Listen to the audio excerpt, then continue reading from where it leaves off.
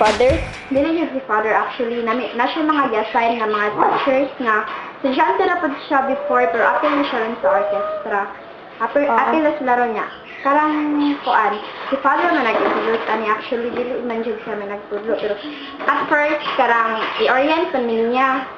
I-orient man niya tudlon niya sa mga parts, bishop parts, kung saan pag-hold sa bow. Ang karang bow ka man na siya ganito ganito nga instrument sa bibli.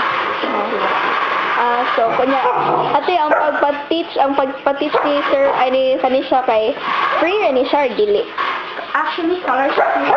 May uban nag-pay sa kani jud kaning gi-offer ni father scholarship. Kani ni mag-pay ng time. Take the risk gani para kayo siya ba? Opportunity.